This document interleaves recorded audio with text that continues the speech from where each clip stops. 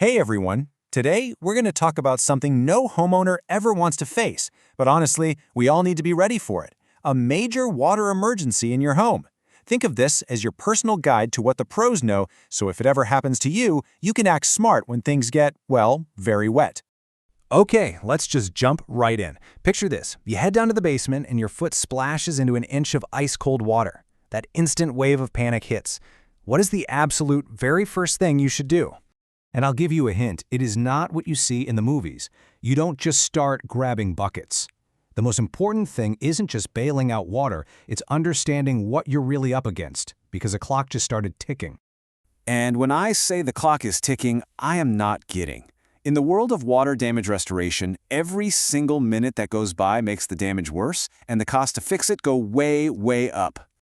Just look at how fast this happens. I mean, within minutes, that water is already wicking its way up your drywall and soaking into the subfloors.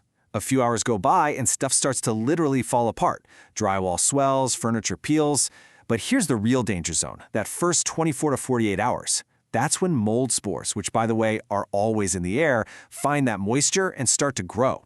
After that, you're not just fighting a water problem anymore. You're fighting a potential health hazard and serious structural damage. So to stop that clock, you have to know where the water is coming from. And this part is absolutely critical because, and you might not know this, not all water is created equal. The source of the water actually determines the level of danger. And here they are, the usual suspects. According to the pros, these aren't some kind of once-in-a-lifetime emergencies. For them, these are predictable, everyday problems. Your sump pump fails in a big storm, a pipe bursts after a cold snap, or that 12-year-old water heater finally just gives up. These are by far the most common ways homeowners find themselves ankle-deep in a crisis. But of all the water sources, this is the one you really need to pay attention to. If that water is coming from a sewage backup or from a river flooding its banks, you're dealing with what the industry calls Category 3 water, or black water. And trust me, it's as bad as it sounds. This isn't just water. It's a toxic soup of bacteria, viruses, and all sorts of nasty stuff. It's why you see the pros show up in full protective gear. This is a serious, serious health risk, and it is absolutely not a do-it-yourself job. Okay, so we've covered the problem, we've covered the dangers. Now let's talk about the solution. Because when the professionals show up, they bring this calm, methodical process that's designed to take control of all that chaos. And it really boils down to these 4 key steps. First, they assess everything. They use these cool tools that can actually see moisture hiding inside your walls. Then the big guns come out, these truck-mounted pumps that can suck thousands of gallons of water out, fast. Step 3 is the longest part, the drying. They set up these massive dehumidifiers and air movers to get all that hidden moisture out. And finally, and this is so important, they verify. They don't just guess, they use science to prove your home is dry. And this quote right here, it says it all. This is the big difference. It's not about what feels dry to the touch. It's about using specific, calibrated tools to know for a fact that the moisture is gone. Because that's how you stop mold from showing up weeks or even months down the road. So let's geek out on that science for a second, because this is where the real expertise picks in. And it's why doing this the right way can literally save your home from long-term hidden damage. This slide just breaks it down perfectly. You know, on one hand, you've got the DIY touch test. It only tells you if the surface feels dry. But look what the pros do. They use thermal imaging cameras to find cold spots that show where water is trapped behind a wall.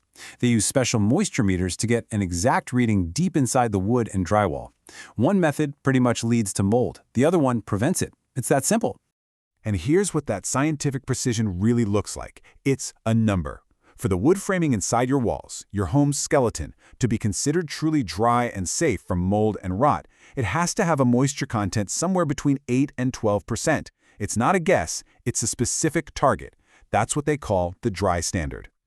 All right, let's get practical. The science is cool, the process is clear, but let's talk about the thing everyone is thinking about, the money. Let's cover insurance, and then we'll wrap up with the most important things you need to remember. So here's the thing with insurance. It almost always comes down to the source of the water. Your standard homeowner's policy is designed to cover things that are sudden and accidental. You know, a pipe bursts out of nowhere, the washing machine overflows. What they almost never cover is gradual damage, like a slow leak from a pipe you didn't fix for months. And, this is a big one, they don't cover flood damage from the outside. For that, you need a completely separate flood insurance policy. So, to wrap this all up, if you take anything away from this, let it be these 5 points. 1. Act fast. That mold clock is real. 2. Know the source, especially if you suspect it's that nasty Category 3 water. 3. Trust the science, not guesswork. Make sure things are verifiably dry. 4. Check your insurance policy now before you have a problem. And 5. Prevention, prevention, prevention. A little maintenance on your sump pump and pipes can save you a fortune. And that kind of leaves us with one last thought. Yeah, getting your home dry after a flood is the immediate goal, of course. But the real goal is being prepared. So your home is dry now, but is it, and are you, ready for the next time?